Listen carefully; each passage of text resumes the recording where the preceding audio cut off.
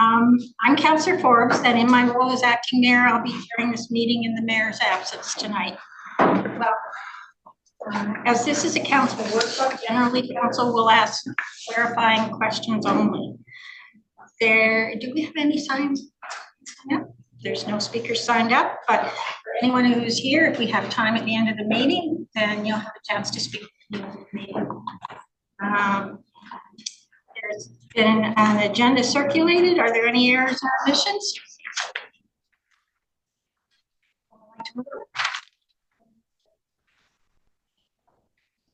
Councillor Ross seconded. All in favor? Opposed? Great, this is getting easier. Thank you. Tonight's agenda item is on the district contributions and partner funding for the DMV affordable housing. It is simply an information report tonight. We're not making any motions or taking anything forward other than the information. I'll turn over the presentation to Mr. Milberg. Excellent.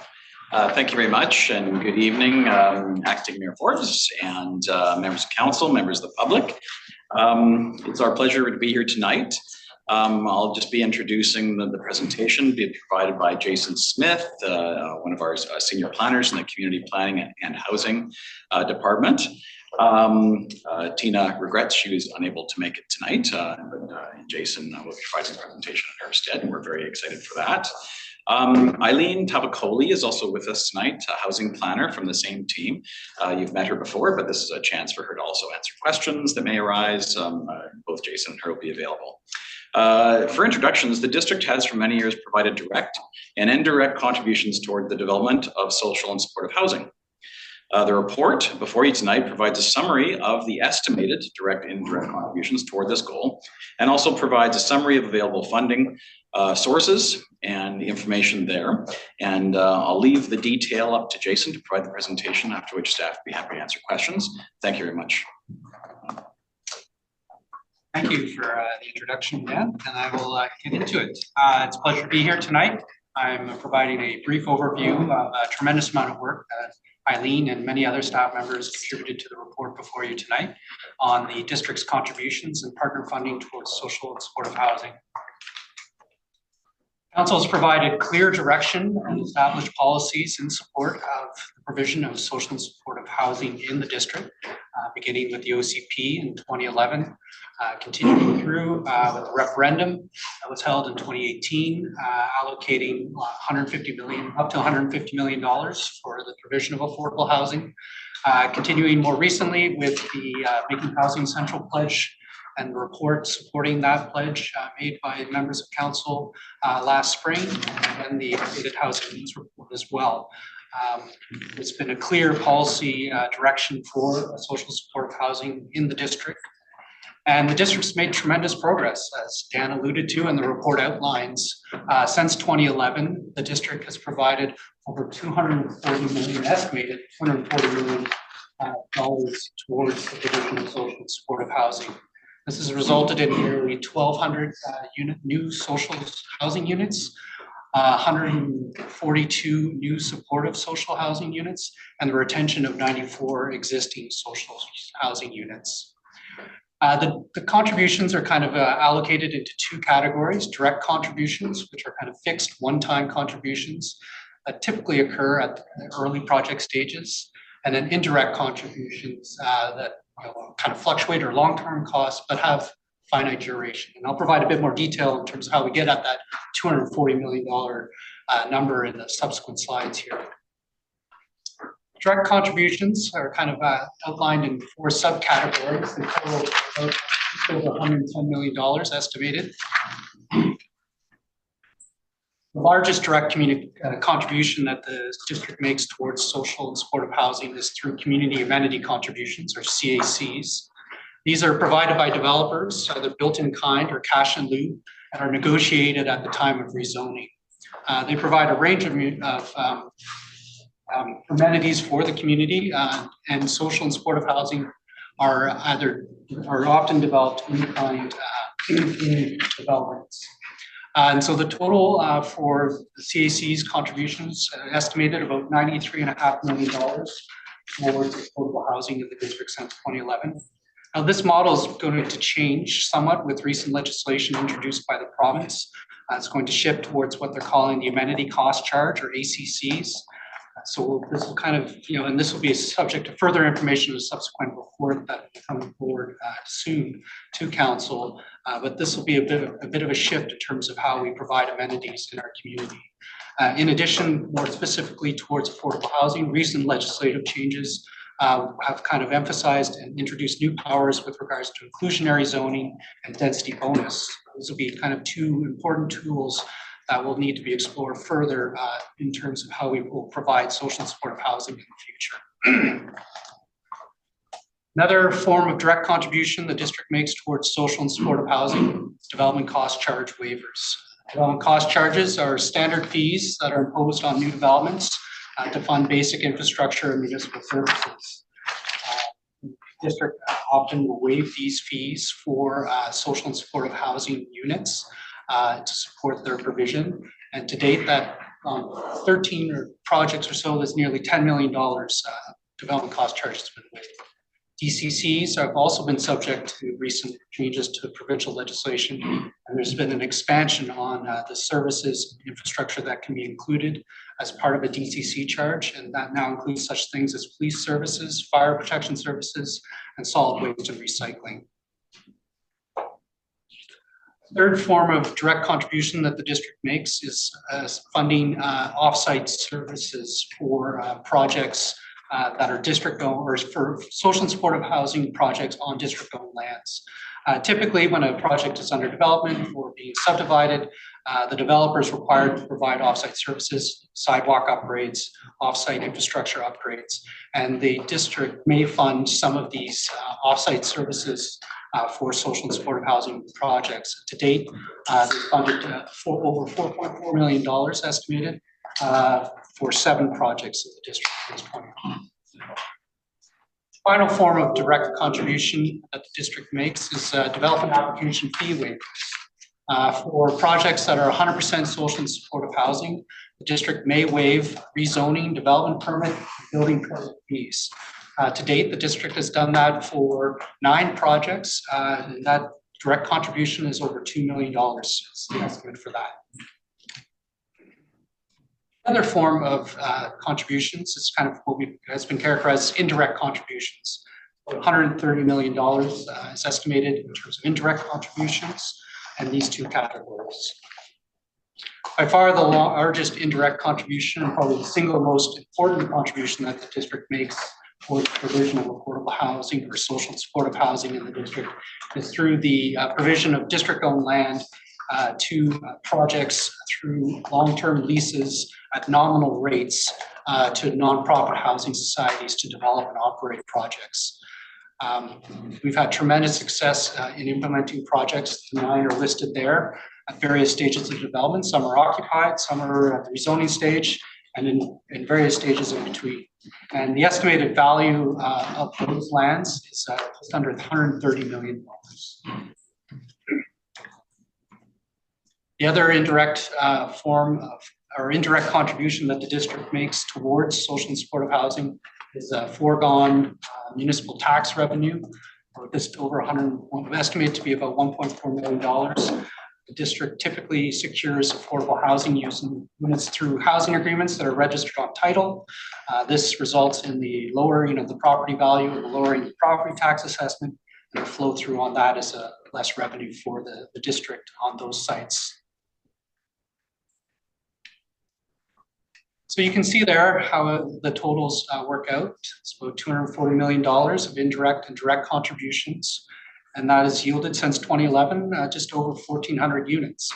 So that works out to approximately an estimated cost per unit for social and supportive housing of $170,000 per unit that the district contributes in various forms to the provision of that.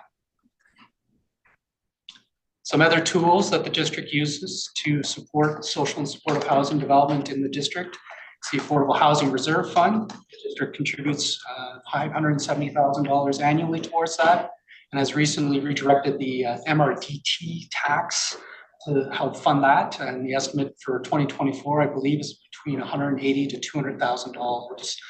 So that's an ongoing source of funds for social and supportive housing. And probably the most key element to delivering social and supportive housing is partnerships. And the district has done and developed tremendous partnerships with various operators, nonprofit societies. What in particular worth emphasizing here is BC Housing. We have a very strong relationship over the years with them. The BC Housing has delivered over $133 million on 6 projects since 2011 in the district. This relationship has been recognized and formalized through a memorandum of understanding, originally signed in 2018 and recently renewed in 2024. The district also has a strong partnership with Metro Vancouver, working to deliver a project at Riverside and Maplewood, and also works closely with Vancouver Coastal Health to deliver care facilities, affordable care beds, and supportive services at various sites, such as in the future potentially at East Key. Another important element whenever you're talking about social and supportive housing is the role of senior governments. Most projects don't happen without the support and the deep pockets that senior level government can provide. Provincial funding is typically and primarily funded through BC Housing. You can see a list of the various funds there. Metro Vancouver also has some funding, and federal monies are typically channeled through CMHC. And it should be noted, this came up in conversation with council previously. Attachment 1, page 23 of your agenda, has a very short synopsis of what all these funds are and the different affordability levels that they each offer and what populations they're targeting. That concludes my report. Staff are available for any questions you may have. Thank you. Just very briefly, I failed in my excitement to introduce Jason. I failed to mention Rick Danieluk, our acting CFO, is also with us, and Janine Ryder, manager of real estate and properties, is with us. And both can help answer questions tonight as we go forward. Thank you. Sarah. Thank you. Thanks for the report. I'm not sure why we're getting this report. Why are we getting this report right now? Because I do not remember asking for it. And all of this information is actually previously known. There's nothing new from my perspective about what's in this report. So I'm curious where it came from. Sure. A request came. Your worship, if I could intervene here a bit. Staff were asked to provide this report, and we provided it. And it represents a very substantive commitment that we've made, irrespective of political agendas, to affordable housing and a variety of things that we've done. So I'm sorry, Councillor Pope. I don't agree with your perspective as to why we have done this. We have done this at the request of a councillor, and we provided information. That's all that it is. You can agree or disagree, but the fact of the matter is we have made a significant $290 million of investments in affordable housing and all kinds of different kinds of housing. So I'm sorry. I just have to take exception to the question as to why we would have provided this report. This is an important piece of information so that the district in North Vancouver understands the investment that we're making about affordable housing. So, sorry. Thank you very much for that answer. I have a follow-up. So this report, in fact, does not provide any solutions. There's no helpful information that would give us some ideas about how to cope with the housing crisis. This report appears to be sending the message that the district is doing a fantastic job of providing affordable housing, which is completely ridiculous because we have a housing crisis. This is just information from 2011 to present day. Excuse me, I'm not finished. We Excuse have a me. housing Stick crisis, to the topic. and especially hard hit are the very low income people working at minimum wage jobs. And then there are all the North Van residents who are about to become homeless, who are already homeless, and the ones who are living out of their cars. So we know that there is a horrible situation going on out there as far as affordable housing is concerned. So to present all these numbers since 2011 seems completely, it is when we should be focused on housing solutions, not looking at what we've done since 2011. And that's the problem I have. Where are the solutions for those? And This isn't a solutions workshop. This is just an information workshop. And We can build solutions why on. is it that the motion I submitted last week to get this council to urgently deal with these problems has been shelved until it can be discussed in a closed meeting, May 6th, which means it won't be on an agenda at a regular council meeting until God knows when. No, so Councillor Pope, okay, we have a process in place, but maybe we could talk about what your solutions are. Maybe we could talk about how much more than $290 million we could spend, how much more you want us to spend, and what you want us to do. Because Excuse me, there's Mr. a lot of, Stewart, there's a I lot am of, not here to argue with you. I'm sorry, but oh, I'm not sorry, here I'm gonna argue with you. I'm gonna argue with you because I'm asking you a are reasonable question. arguing. No, I'm sorry. You offer just political solutions and you don't provide any practical solutions. How much more do you want us to spend? $290 million enough? Maybe it's, what is it, $1 billion? Tell us. Mr. Stewart, can I just let Councillor Hanson have some input here too? Yeah, I'm sorry. I'm getting very angry about all this. Because they're not helpful. It's not helpful, it's all political. Thank you very much. It's not political. I didn't think I was finished, but I'll come back and talk some more in a little while. I mean, nobody ever cuts off Councillor Murray when she's going off the deep end about some political agenda. Councillor Murray is not Nobody here. ever does, including Mr. Stewart. So Councillor Murray's why not I get here. cut off is unknown to me. I'm Councillor sorry. Murray's not here, so please don't talk about councillors who are not present to hear. Please exhaust your comments. I will. Okay, I'll have some more later. Okay, thank you. I'm going to keep my comments focused, as I understand it, on the topics at hand. Thank you, staff, for preparing this information. Given that I have lived through the reality of this over the last 11 years, it did not come as a surprise to me, but it is a concise summarization of the inputs that the district has contributed. I don't have a lot of questions with respect to clarification of these actual numbers, but just a couple of points I wanted perhaps to explore further that might be productive. Jason teased us by saying that there was going to be new legislation or is new legislation with respect to inclusionary zoning and density bonus. And I'm not aware of having received a lot of or any information with respect to that in the context of new legislation. So I look forward to perhaps those comments could be expanded upon, Jason. And secondly, focusing on attachment 1, and this sets out the different funds that are available, the percentages of units that are available of different types, and there's different words are used like housing income, let's say $20. Discussion of 30% low to moderate income, 50% different category, 20% deep subsidy. I'm mindful of the fact that everyone at this table is in agreement that what we need are the deep affordable units. Really, units that give us a level of affordability that is equivalent or similar to market rents, although they have a place that's clearly most in demand are deep, affordable, deep discounts.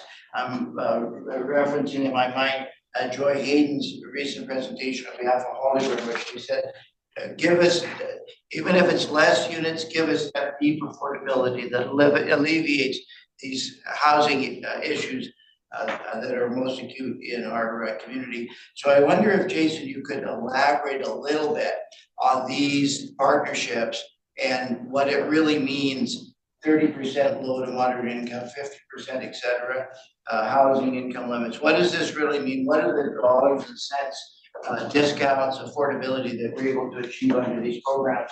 And what other programs might be available, or how is it that we could go about getting deeper subsidies with respect to affordable units that we build going forward? I heard two questions there. There is. First was on the questions around inclusionary zoning and density bonus. I'll try to answer that, and then maybe I'll turn to my colleague, Mr. Tabakoli, to answer your second question with regards to the funding. She's far more expert on that than I am, so she'd be better suited to answer that.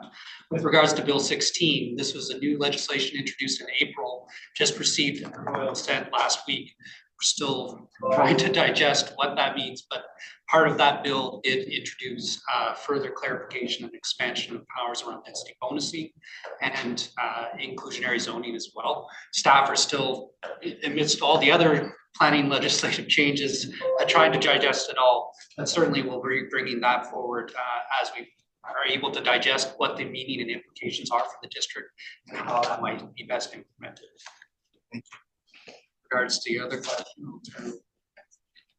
So I heard your question, or comment about wanting to have those really affordable units, and I think Councillor Pope was also alluding to people are needing or kind of getting out of housing because of the cost of housing or relocation and need those really subsidized units. As you see in this chart, and I know there's a lot of information on it, and I tried to provide this summer kind of a description of those acronyms on the second page. Really, those units that are deeply subsidized, you see under the Community Housing Fund, 20% of the units that we can secure through the projects that receive the BC Housing, Community Housing Funds are those that can really get into people who are on, for example, income assistance, who are earning below $28,000 a year. So we are looking about $500 or $750 or so per month. That they would pay for rent. So that's really about the 20% of the units that that specific fund allows us to provide in those projects. With the supportive housing funds as well, you see again rent geared to income noted, also rents that can be geared at shelter rate. That's another funding program that allows a certain number of units to be at that very low rent level. But again, it really is all about the economics of the project and how many units can be on a little bit of a higher income for on hills, and then that allows for maybe more units to be towards kind of shelter rates. The other project that I can note that can allow for more subsidized units on the other page 24 would be the Metro Vancouver 30% of the units that talks about hills, but also notes rent geared towards income that can also be at shelter rate. So that again, depending on the economics of the project, that can also yield more subsidized and cheaper rents. The other project with the federal government with CMHC also notes 80% below median B&B rents. That also doesn't quite get us to that 500 to 700 rent level, but it's a lot cheaper than what we see at the like 80% lower than what we can get in the district currently. So being able to kind of partner with that level of government fundings allows us to provide these units. But of course, you see that we can get a lot more projects under the Community Housing Fund, where with the supportive housing funds, with the project like East Keith that's supportive, those are kind of harder project to come by and get partnership for because there are they require supports, the partnership with Vancouver Coastal Health, and maybe a larger support by the province. So we don't see those happening as often as the other social housing projects in the district. But of course, we're working very hard to increase those number of units as we see more people are in need of deeply subsidized, shelter rates. Just ask a follow-up, but thank you very much for both of that. Just to follow up though, going forward, are there programs beyond these, or are there ways of tweaking these programs to give us a higher percentage of the deep subsidy units that, as I say, I believe everyone at this table believes is what's most in need in our district? So this is I would say this attachment 1 is the most common funding that are currently available to municipalities in partnership with nonprofits to create these units. As projects come online, I know CMHC kind of mentioned that there might be future fundings available, but at this time, these are the top ones that we are aware of. Yes. Thank you very much. Thank you. Councillor Batt? Thank you very much, Acting Mayor Forbes. Thank you very much to staff for the report and the presentation. I think it is an excellent summary of all the contributions to affordable housing since 2011. I'm a little bit unsure as to what we want to get out of this evening's workshop as well. I thought as an information report, it summarized everything well, but I'm looking for, I guess, what kind of direction staff is looking for tonight from this workshop. Mr. Milburn? Acting Mayor Forbes, the request that came to from council for this information was questioning whether or not there were other funding sources. Have we tapped the mine as much as we can in terms of affordability for whatever level of affordability council is looking for? We do know that in addition to these courses been mentioned by staff and Eileen that these are the most common funding sources. There are other nonprofits that are out there providing services. They sometimes come with their own capital funding. They do find, though, most of the folks that we've worked with, they find it quite challenging to get the deep levels of subsidy without significant contributions from senior levels of government, which is why everyone always looks to the senior levels of government. And I was looking closely at the numbers staff were able to summarize in the staff report and share with council. And staff provided information on how much the district has contributed on a per unit basis. And I just quickly before this meeting ran the numbers on what the province has contributed per unit as well. And not only considering the capital, but also the operating dollars that they will be providing over, say, 60 years, which is the typical timeline of lease.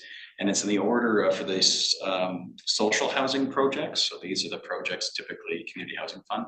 These ranged in the order of 390,000 a unit. So it's quite significant what is needed in order to develop a social housing unit.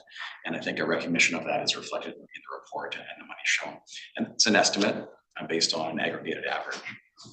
So I think the intent behind the conversation is part of that ongoing conversation we have with the council about what are the priorities for the community, what are the priorities in terms of investment in supportive and social housing, and to make sure that council is aware of the context of the decisions you make through things like the BC Housing MOU, based on how much you've contributed to date and potentially how much you could contribute in the future. So it's really to create that context. I appreciate that. Thank you. I generally have been supportive of our approach to delivering affordable housing and particularly the most supportive housing where we're using district-owned land. I'd be curious to know how things will change, like as when the largest contributor of direct contributions has been through CACs, what it's going to look like now that that model is changing. And then the whole issue of actually getting some of this housing built. We look at how long ago West 16th was rezoned. It always comes up, but that's a frustration. And then sites like the fire hall and the fire training center, I'd be curious to know where those are at in terms of. I know we've done the public engagement now over a year ago. Like, where are we at with those sites? Thank you. So in terms of community amenity contributions, with Bill 44 and 47, this is the small scale multi-unit housing and transit-oriented housing, it is clear that the province is looking to reduce the amount of rezonings that occur in the future. And that is primarily based on the requirement for councils in communities over 5,000 to, in essence, pre-zone. So to create a zone capacity of 20 years of growth. So what the province has done in response to this recognition that there'll be fewer rezonings in the future is they recognize there are certain things that we traditionally negotiate at the time of rezoning. And so the province introduced and actually adopted Bill 16 after we wrote this report. So my apologies, we didn't have all the details. It wasn't complete till April 25th when I received royal assent. And under CACs, the province recognized that we wouldn't be able to negotiate for community value contributions in many circumstances in the future. And to replace that, Bill 16 introduced concepts of a new density bonus zoning structure and new inclusionary zoning structure. So we intend to come back to council in the future and seek direction. And what it will essentially, what essentially the province has done is they've given local governments the power to by bylaw set standards for affordable housing requirements within developments. There are some conditions, of course, attached to that, such as being financially viable or a financial analysis report, much like the kind of reports councils received in the past from our urban economics consultant. Also, it leaves it up to the developer to choose whether it is units, in-kind units, or cash. Additionally, there are other elements tossed in there in Bill 16, such as tenant relocation assistance, which is something we negotiate at rezoning. We aren't otherwise able to get. The province is creating us the ability to, by bylaw, create tenant relocation assistance.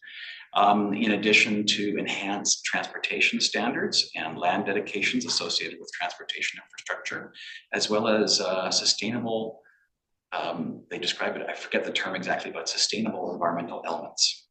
So we're currently pouring through that legislation right now, trying to understand its potential impact. The reason why I mention it all is because the question is, what will the CICs of the future look like? And I think what they'll necessarily look like is an amenity cost charge bylaw with rates that are set in bylaw and that apply to development, and that council can waive those ACCs or amenity cost charges for affordable housing projects that they define. Okay, up front. And so that's the future of where we're likely headed. That creates an opportunity from the perspective of transparency and clarity about the required elements as opposed to negotiating on a case-by-case basis, but it also is somewhat less flexible, dealing with individual circumstances. So that's a bit of context about generally where we're headed in terms of developments and CACs. So how do we get more units in the future? And I think how we've been successful in the past has been through partnerships, because through our individual resources, we have significant resources we can bring to bear, primarily district lands, but in order to see those units built and see those units operated, we typically have seen success, and other communities in BC have seen success with partnership arrangements. And that's where we continue to believe there's emphasis needed going forward. So I'm not quite finished. If I could ask a follow-up. So I guess I just want thank you for all of that. Where is the hang up when we rezone these sites, and are they getting delayed for different reasons or? Yeah. Yes, so we on a regular basis check in with our provincial counterparts to find out. Once council has rezoned the property, that's the heavy lifting in terms of community engagement and direction from council. And then it really comes to the provincial government.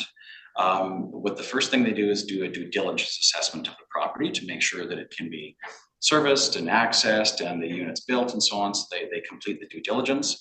And then they also find a partner to go through a RFP process, sometimes in advance for certain funding projects. They've already pre-identified the partner, such as with East Keith. Other times the partner is confirmed after the rezoning. And they work closely with a partner on all the budgets and the operating procedures associated with the project.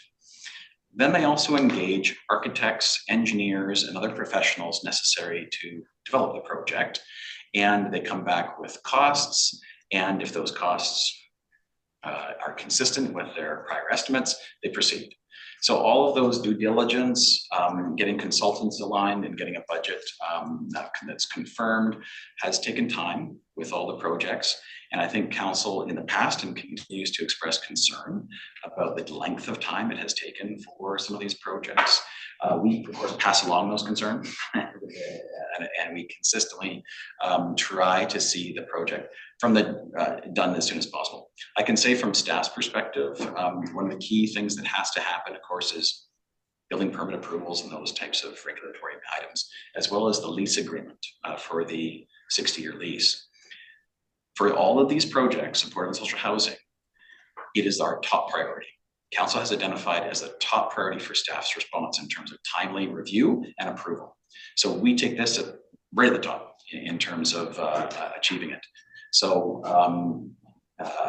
I can say that for West 16th in particular, there was a key issue where the province decided that the cost estimates coming in were too high, and they went back to the drawing board and reissued the public call for bids for, I believe, a design build contract, and that has taken some time.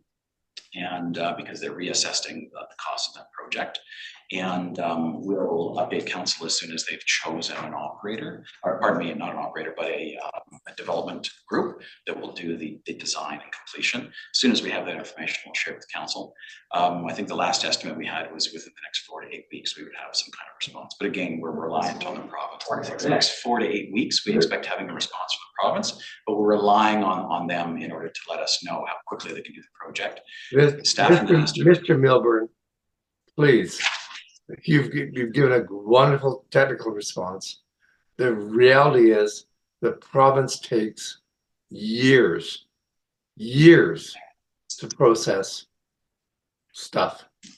That's the problem. Is that not? Mr. Stewart, I wasn't quite finished my questions. Yeah, I know, but I'm just saying we can provide a very technical response, but at the end of the day, the province takes 2 to 3 to 4 years to process the stuff that we need to make happen. That and Dan needs just to say that. That's the truth. Councilor Beck, do you want to finish your comments? Councilor Long? Thank you, Acting Mayor Forbes. There's a lot of good information here, so thank you to the staff. I have 2 lines of questioning, and I might make a comment on government since I used to work for that government, but maybe I'll save that. Sorry. I understand that the indirect and direct contributions or municipalities share to access funding from senior levels of government. I also think it's important to know what the district and its residents are contributing. If DCCs or property tax are waived, am I correct that these funds have to be made up elsewhere, like someone has to pay? Your worship, Councillor. Yes, of course. All of the money that we're looking at in that schedule has to be paid by somebody. So when we waive charges, currently, we try to put away as much as we can in that affordable housing reserve to make sure that our obligations can be met. Keep hearing the concept that development should pay for development, but I keep hearing that it doesn't. We have a rough idea, on average, there's a project, what % of the infrastructure is actually paid by developer? We have the small firms. Rough estimate right now over the 10-year plan, I believe is it's over a few $100 million. It'll be an update. Percentage wise of a project, how much are we actually getting from the development to pay for the new infrastructure that's required to support currently? Yeah. Can I just ask a clarifying question back? Are you looking for a project where we've got a partner with the BC government for like a nonprofit situation? Because that's a different calculus. Right. Because we're bringing more of our resources to bear. If it's a purely private project. Let's go with that first. Okay, let's go with that. Oh, that might be helpful for you. Thanks, Dan. So a typical development the DCCs and CACs are in the range of 5% of project costs. That's what we've estimated in the last few years. So around $50,000, $40,000 to $50,000 a unit, I think. Closer to 40 in the last few years. But that's generally not covering. In our assessment, in our review of the program, that's the aim. The aim is for growth to pay for growth. We measure that and we come up with rates that produce that. The problem, in my opinion, is we need a sustainable funding model to come from senior government, and it hasn't come yet. And what we currently see in 44, Bill 44, 46, 47, and 16, there still isn't a sustainable funding model. But it's starting to be more transparent, so the pieces are easier to work with. Just changing another direction, concerning the MRDT. It's interesting to note that the total cost per unit is roughly 170,000 for the 1,419 units produced since 2011. The estimated gain from the MRDT coming back from the Vancouver North Shore Tourism Association is roughly 180 to 200. That's one unit. While housing is extremely important in the district, so is striking a balance between supporting businesses and tourism. In your discussions with the association, Mr. Milburn, do you have any idea of how they plan to make up that loss, or is that something that's going to be left to their own means? Yeah, I think we've had regular conversations with them, both leading up to the decision as well as our application to the province and the provincial government's response. Which supported the idea of taking the online platform revenue and directing that toward affordable housing. I think there was an acknowledgement by the Vancouver North Shore Tourism Association that their employees who provide accommodation services and other services on the North Shore have challenges with housing as well, and that this would be part of a solution that could be supported by the Tourism Association to meet their needs, individual needs. In the long term. And so the application went through to the province to direct those funds to the Lillooet West project, which received funding from the Community Housing Fund for 165 units, 166 units very recently. And so we were very excited to see that funding from the province, and that the monies, this approximately 200,000 a year, would then be directed towards the offsite works, development cost charges, or other fees associated with developing that site that would otherwise come from our taxpayers directly to make up for the difference of the DCCs paid. So the support, they have indicated support all the way along. The Vancouver North Shore Tourism Association for the contribution of this funding to meet the housing objectives of council. Thank you for that. Yes. The relative value, 170 or 180,000 is probably quite a big hit. I just want to keep that in mind, that we have to be careful that we strike a balance between supporting business and tourism. Another question about striking a balance. This estimate for the revenues coming back, how does this estimate change if the council adopts a less restrictive definition of principal residence? Is that cut in half? Do you have any rough estimate? Forbes, we are waiting on some statistical data from the province around the amount of short-term rentals in the community and whether they are principal residents or not. That was a question that arose from council the last time we took this item to present it to council. So we have a request in. The province actually has a meeting this coming Thursday to discuss with local governments data sharing agreements. So we're working closely with the province around how to obtain that kind of data that council's looking for. Once we have the data, we can then start to run some scenarios and make estimates about revenue potential, but we don't quite have that data yet. The province anticipates sharing it with us and other local governments, hopefully before the end of the summer. But again, we're reliant on sharing that data. So we don't have it today. Just trying to make a point that our Yeah, make the point that, and we're looking for affordability for everyone, and, you know, people that have a mortgage and own a house also need help, they see to strike that balance, so, thank you. Thank you, Councillor Mon. I just had a couple of points I wanted to make, and then we'll go around the table again. I was very pleased to see this report. I think this is one of the best reports staff has done. It's a summary report. It puts everything in one place. It's easy to read. And it picks up on all the data that we may have gotten in individual reports and puts it in one place. So I really appreciate that. Thank you.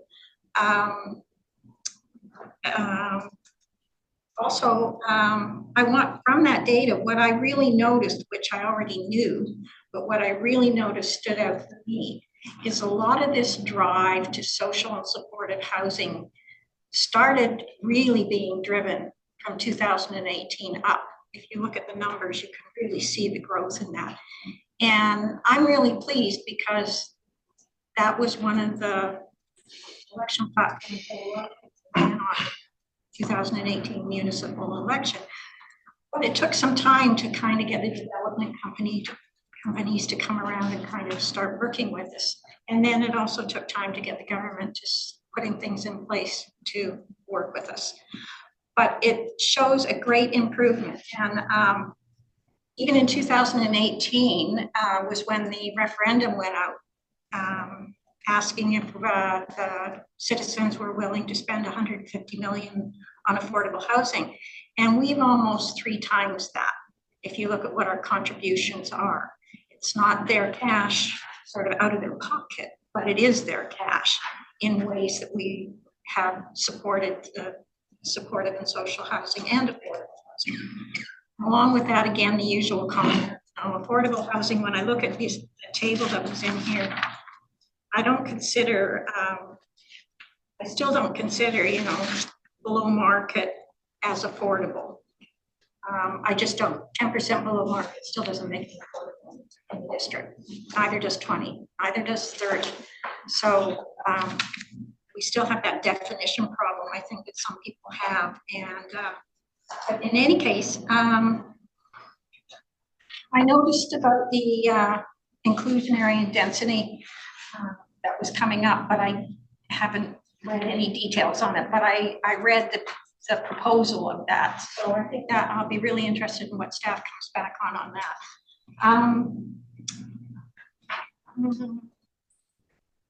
I'd also like to make a comment that I've made for the many years since I first got on council, is it was a reality check for me to realize that even when the district could get all its ducks in order for a proposal for support for social housing, often it was the partners that didn't have everything in order and would slow it down. Either they didn't have an architect, or they changed an architect, or they had to reissue it back out. And it wasn't the district that was slowing it down.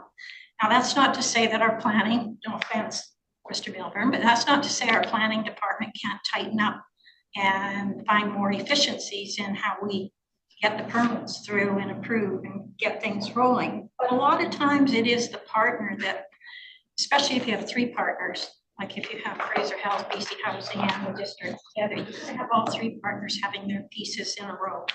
And so that is one of the ways that things get slowed down. It's not just the district that slows things down. So I just want to correct that if anyone has that idea. And of course, the old adage that growth doesn't pay for itself. And as Councillor Mom pointed out, growth is never really fully paid for itself. And as Mr. Danninger points out, there's no infrastructure bill coming from provincial or federal. And we can't move in the district right now on the roads. I see are they passing off the costs are going to move over to ACC? Are the roads going to come in out of the ACC?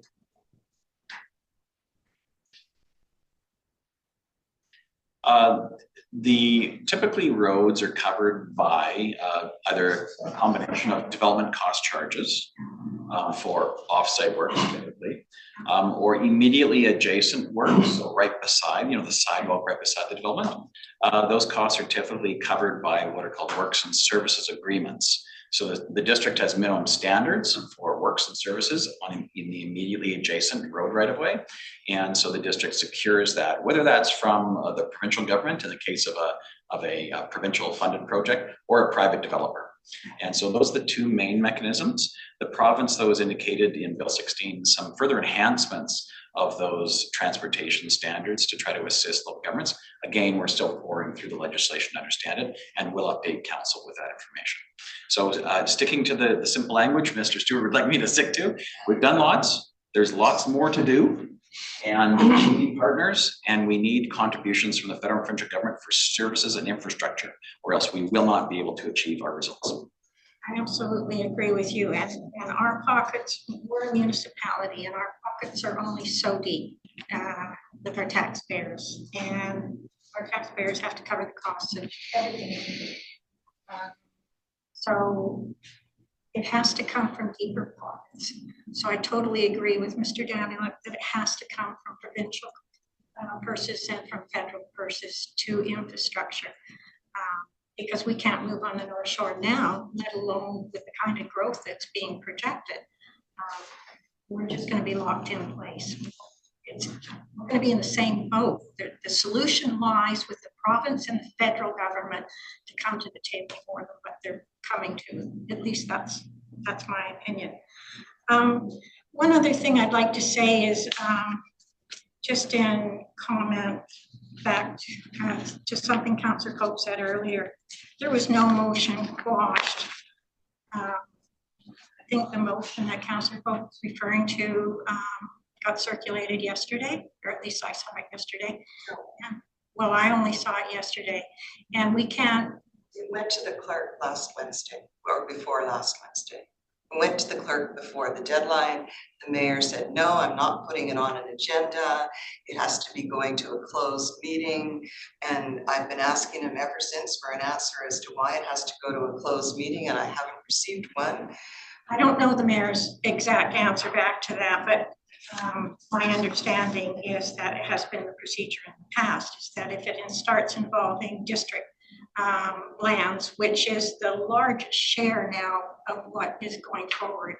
So to have a discussion without discussing the lands portion of it, it would be you'd end up having more meetings than you need. So to discuss district lands in a meeting, it has to be a closed meeting, and we don't normally have a closed meeting, submit the information, and then vote on it in a public meeting right afterwards.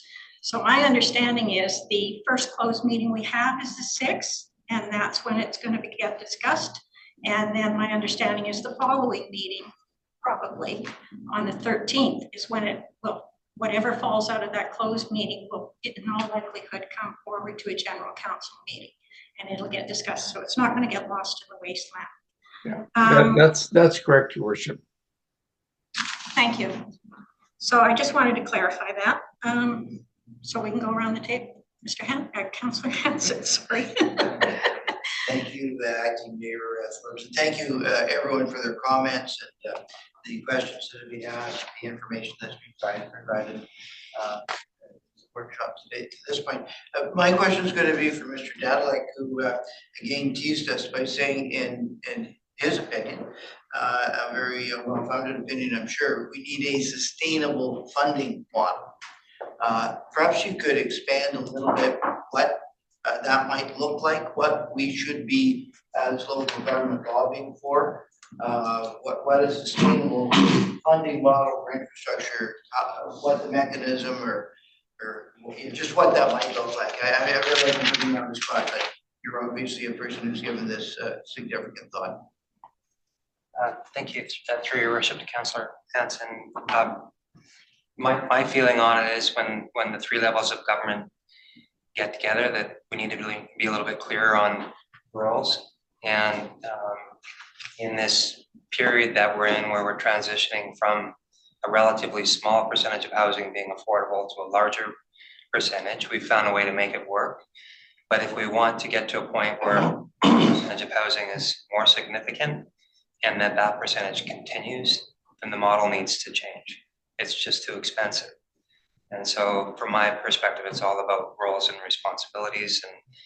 And within the municipal role, we're certainly very good at finding lands or coming up with airspace or supporting affordable housing in the ways that we can, including making sure that our charges are transparent and that the cost of growth is transparent. And then it's about looking at the financing costs and construction financing costs, which only senior government can step into and support, and making sure that those costs are clear. And land is the big part of this whole equation that needs to have that we all need to have a hard look at, and see if there's a way to come up with a project. And as Dan was saying, get to a point where we're requiring affordable housing to be included in these projects. And perhaps if we can exclude the cost of land from that additional construction is one way that I've been thinking about it. But it does come down to roles and responsibilities and looking at what portion of housing that we want to be affordable, and then being able to sustain it at that, and then working back from that perspective to say, okay, well, we can do this and senior government can do that, and then having both parties come to the table. Yeah, if I could add to that, Your Worship, I mean, we're talking about an affordable housing project, which is admirable in its sense, but we've paid $90 million for it. 90 million. So we just need to be responsible and judicious. And I'm sorry if that offends anybody, but that's my job as a city manager. $90 million for affordable housing. And I'm not arguing about it, but I'm just suggesting we need to be really, really responsible.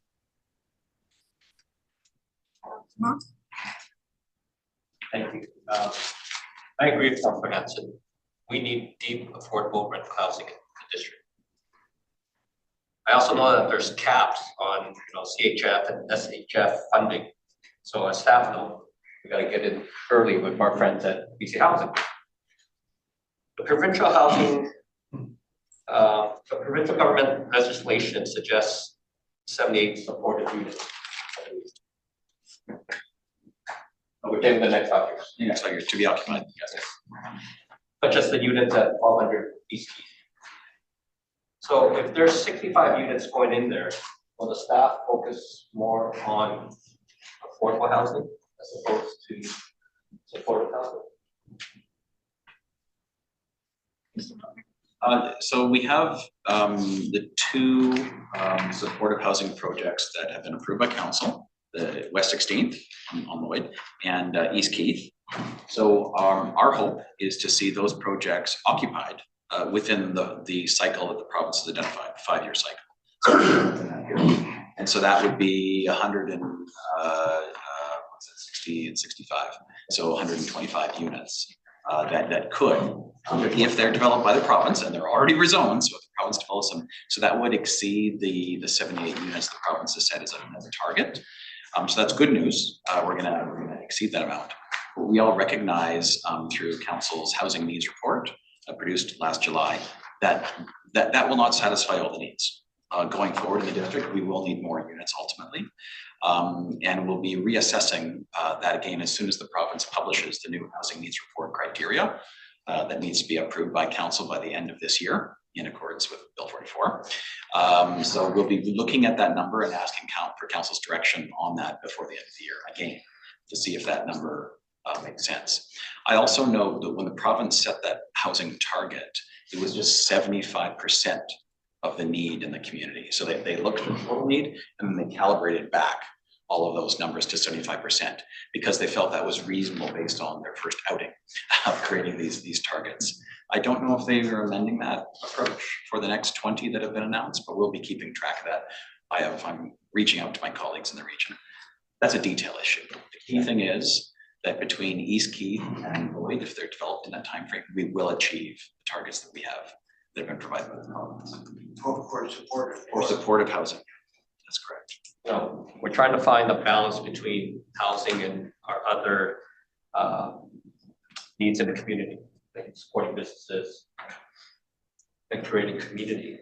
But then within housing, we're gonna find that balance between affordable market and supportive. So, you know, we're pretty close to hitting what was suggested, I think, for support. So we could also look for that balance there too. Mr. Milburn, am I correct in a couple of things that I had concern about when I was looking at the government bills as they passed, is that they're not including student housing in there, and I don't see anything included for care, as in senior care housing. So those are two areas that aren't even considered in all of this. And so if you could explain sort of how you see us tackling that kind of housing in the future. So Council's housing needs report, updated in July of last year, does identify the need for student housing, care facilities, seniors housing. Those are important to the district, and that was identified in that reporting. When the province came out with their Housing Supply Act and the Housing Target Order, it was more narrow in scope, and it didn't include the forms of housing you just mentioned. I don't think that's a statement by the province, those are unimportant. They just didn't see it as part of that particular program. I think certainly in conversations with the province, they've indicated, certainly through Vancouver Coastal Health, which is a arm of the province, they've indicated certainly a high priority in the needs of having new care facilities, and care facilities also for people at low income ranges. And so we've summarized that information to pass to council about how many care units have been provided, and in part funded through Vancouver Coastal Health. So those are very, very important areas of housing in the community, and certainly recognized in all of council's documentation, just not within the scope of the Housing Target Order and guidelines issued last year. That's what I'm concerned about. I didn't mean that the province didn't consider them important housing. I just don't see where they're fitting yet. And so I'm concerned because that's something that really needs to be our demographics. We have an aging demographic. We have probably rich, cash poor seniors in homes. So we have a real problem there. And if we're not looking at it now to hopefully get it in the first 5 years here, when are we going to look at those kinds of housings? That's what I guess I'm asking you. Do you see any hope? Have you heard anything from the provincial government? Yes, we have been in regular conversations with Vancouver Coastal Health around the provision of additional units. We haven't seen those projects advance yet. Certainly, we'd love to see those projects advance. And in fact, council gave direction to staff to consider those subsidized care units and housing on par to supportive and social housing in terms of how staff treat it in terms of urgency and priority. So we're acting on that. That came out of the Legion conversation and resolution proposed by Council Pope and then approved by Council. So it has changed how we do our business. And we certainly bring all that information to council whenever Vancouver Coastal Health is looking for lands and looking for opportunities. We share that with council so that council can provide direction. And we certainly encourage that kind of partnership because both parties, Vancouver Coastal Health and ourselves, recognize that that is a deficit, that we need more care facilities, especially with an aging population. Just one last comment from me, as Councillor Ma mentioned. What I was going to say that you said, it was so good. What I wanted to say is I am focused on that there should be, and it's not, I don't know how you fit this in, whether it be that you take from the better off to the ones who are not better off, and maybe something needs to be done with the housing grant, because there needs to be some kind of help for seniors who can't afford to live in their home. And as I say, even if they sell their property, where do you move to in Metro Vancouver area and not pay almost the same or still be cash strapped? So I'm really, that's one of my concerns, is that seniors are living property rich homes, but they're cash strapped. And so I do think we need to look at things like the grant, or if there's different ways to work that. Anything else that we can do to help out seniors, because that's something that isn't singled out in all of these housing projects.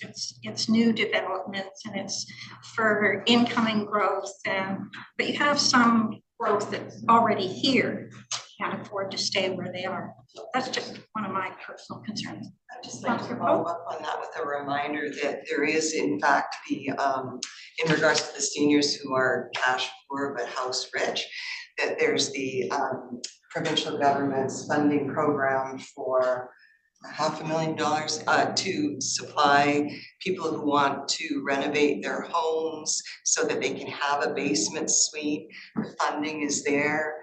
If they provide low affordable housing in that suite for 5 years, then they get, I can't remember what the amount is, but there's funding available to build those homes. I think it's $40,000. Yeah. But there's all kinds of rules to that, and one of the rules that's been brought up to me by seniors is they stayed in their house thinking that if their children needed a place to live, they would be able to move in, make a suite, but you can't have a relative move into it. So that's a problem for seniors, but there is, I acknowledge there is that fund, and it's up to 40,000, and it has to stay around for 5 years. Mr. Milburn, am I correct? It has to be rental for 5 years. I don't have all the details of that funding program memorized. I apologize. Yeah, just low cost. Anyway, that's proposed. And the other thing that's there is the it's called the Something Navigator. It's a new website. Help me out if anyone knows what I'm talking about.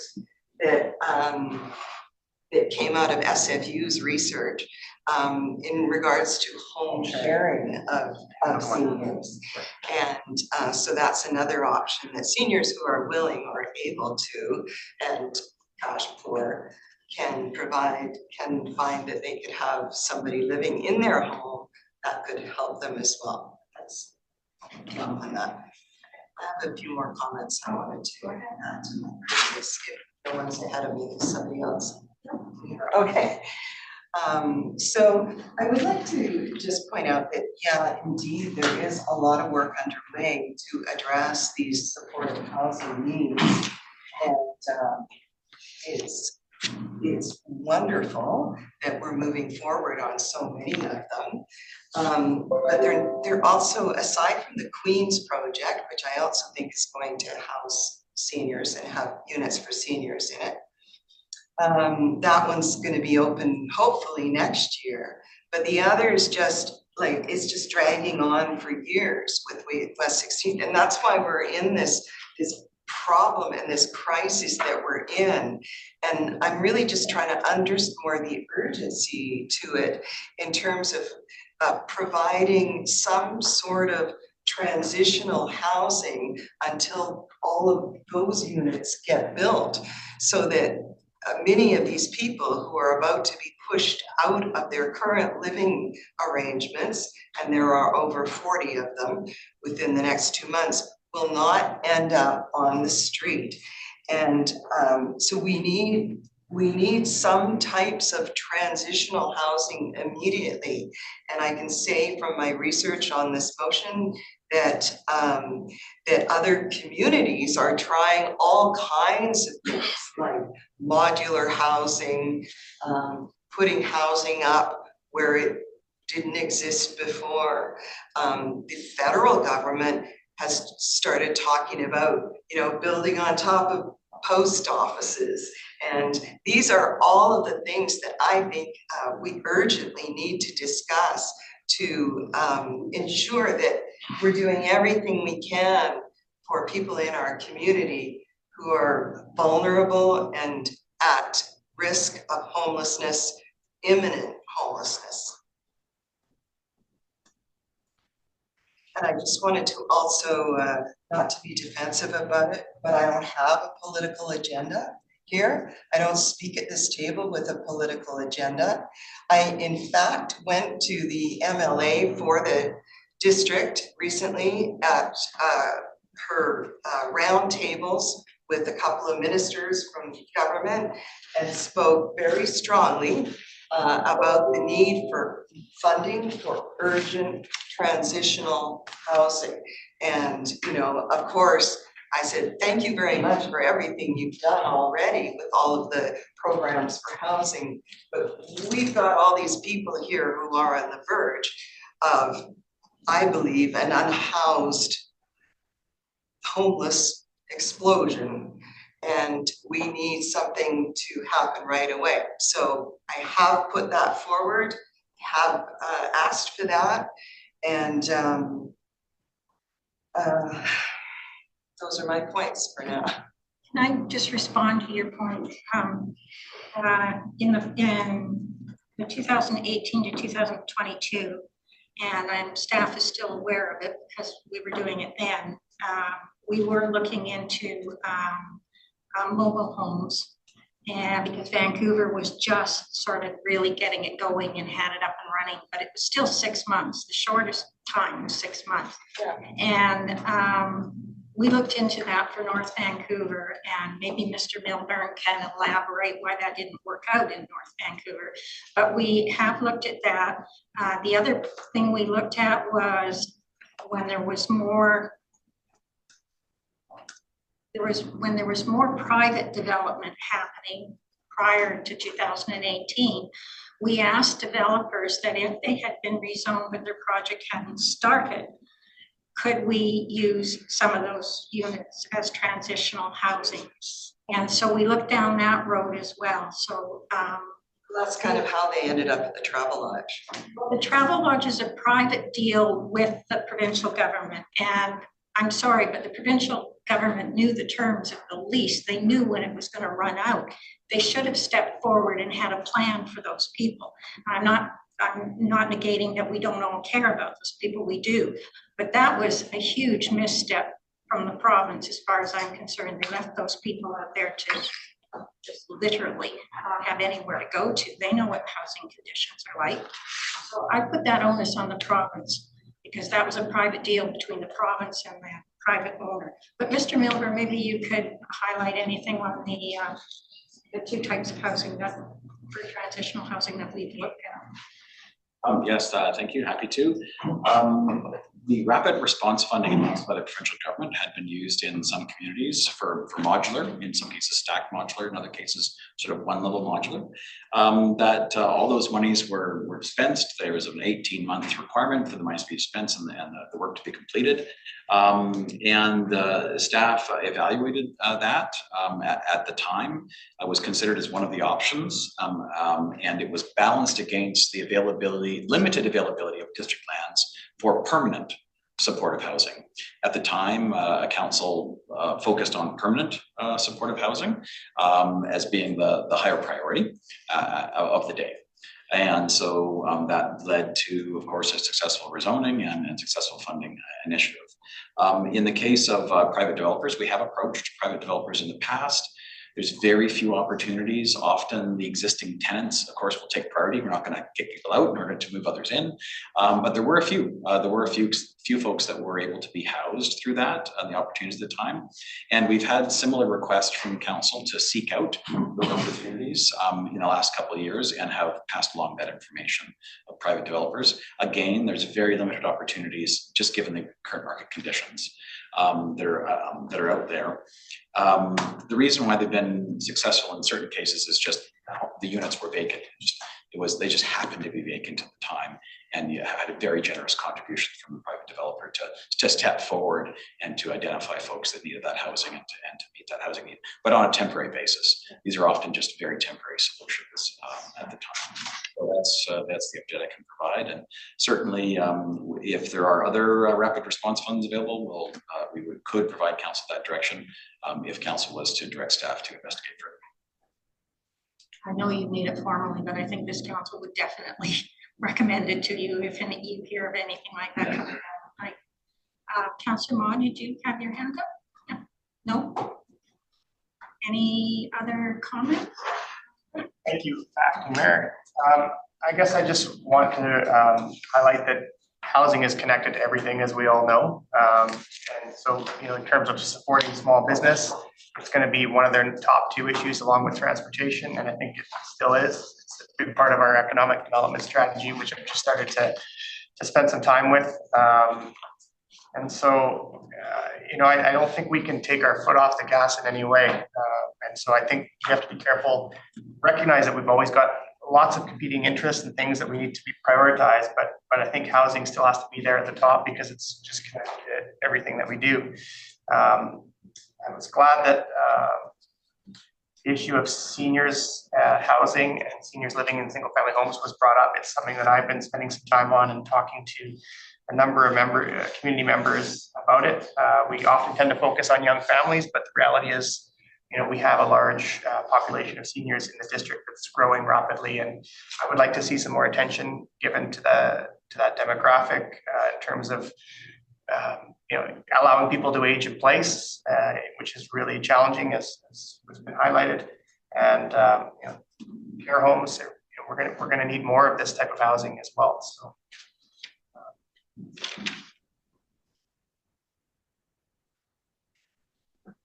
I would also like to hear from the development community in terms of what, how they can help us deliver this affordable housing, especially with the changes that come from the province now. And I think we all recognize that, the landscape is changing and some of the tools are changing. So how we can work with developers to deliver the sort of non-market housing that we need in our community as well.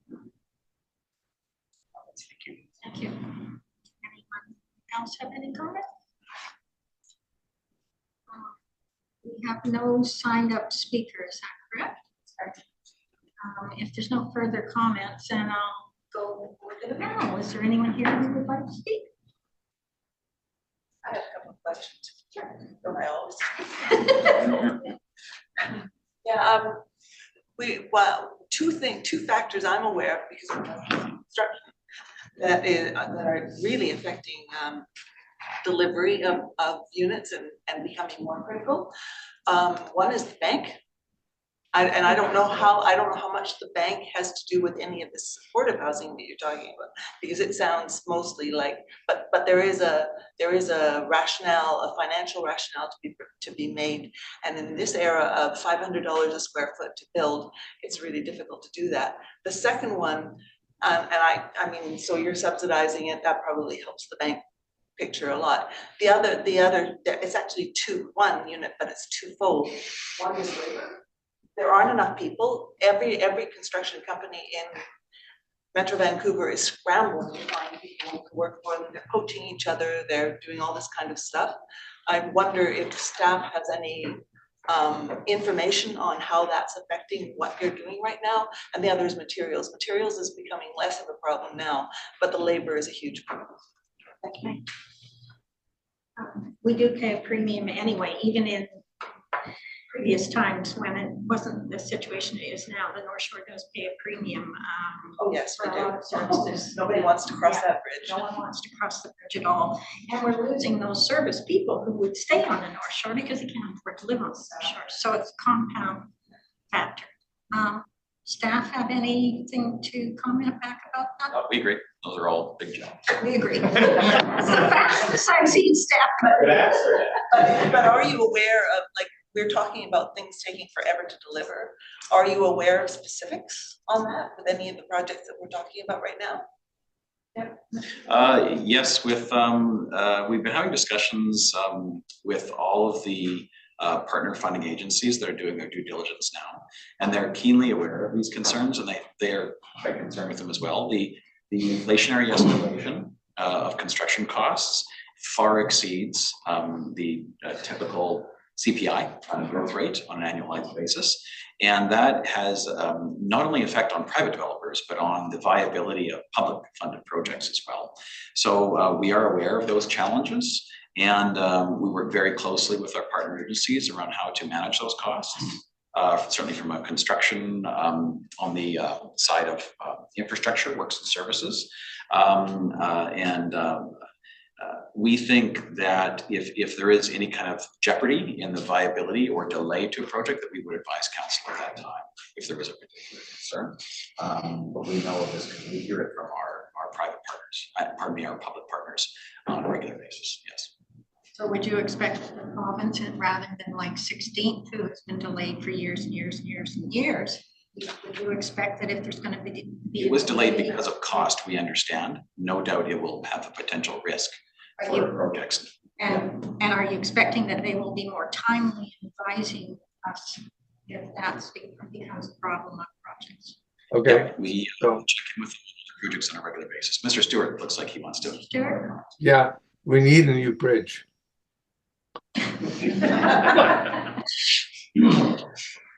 Okay.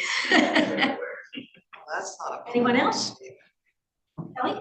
So my question is, as far as I understand it, density bonusing, inclusionary zoning have always been options. I remember sitting in here at an affordable housing workshop that listed the ways we could, as the district, achieve affordable housing. Those were, so what has changed in that regard? Is the province forcing the hand of all of these municipalities to have those tools and use them? Or what's the difference? Is there something I'm missing? I will need to come back with a report because there are many subtle differences. I mentioned just a couple of them tonight around setting them in a bylaw in advance and allowing the developer to choose whether or not they provide the housing or the units, and the requirement to provide a report prepared by a land economist to justify the rates of contribution. So let's say, I know council, I've heard comments even recently for 30% of units to be affordable housing. The province essentially put a fence post around that and said it has to actually be financially viable. And so if it can't be demonstrated to be financially viable, we can't ask for it. Is what the province has said. So they're setting all these various parameters around it, and we'll be coming back to our council with more information and advice about how to adopt bylaws. Inclusionary zoning has not been a power of local government previously, so that would be a new power. It's not been a power? No, and Cities had one. Some people mix up terms. Okay. So density bonus zoning is offering people two densities, a lower density and a higher density, with the trade-off of amenities and affordability. And that's the offer. The developer can choose either. Inclusionary zoning is a requirement to receive this use permission. You must provide a certain number of affordable units, for example. That's a different kind of regulation, and that's a bit more based on the American inclusionary. You know what the city of North Bend has though? 10-10-10. Right, that's what I'm referring to. Yeah, so that's a voluntary requirement negotiated through the time of rezoning. That's a different tool than inclusionary zoning. So Dan, why don't you say the province has done nothing to help? I'm sorry, I'm being really honest tonight. They have done nothing. Inappropriate with your political comments. Hope, please. No, I'm sorry. You're not sorry. Councillor Hope, please. So Mr. Stewart. that came out April 25th. Is that what you said? The Royal Assent on April 25th, that's correct. thank you. Are you expecting, when do you expect that staff, I know you guys are overloaded with everything. When do you think you're going to get a report back to council? After June 30th. June 30th? Between now End of and July? June 30th, staff are focused on council's prior direction to address small-scale multi-unit housing and transit-oriented areas. So is it likely that council will see a report before they break in summer, in August? It's possible. I'd rather not commit tonight until I consult with my staff. I understand. Provide council's direction. So we have some statutory time, and I apologize for the vagueness. Yeah, no. Because we have some statutory timeline obligations. We want to make sure we achieve those first. Okay. And the bill is 87 pages. Yeah. Do I need a motion to accept the information report? It's not required. If council wants to, they can, but it's not necessary. Okay, can someone just motion to adjourn? Councilor Mo?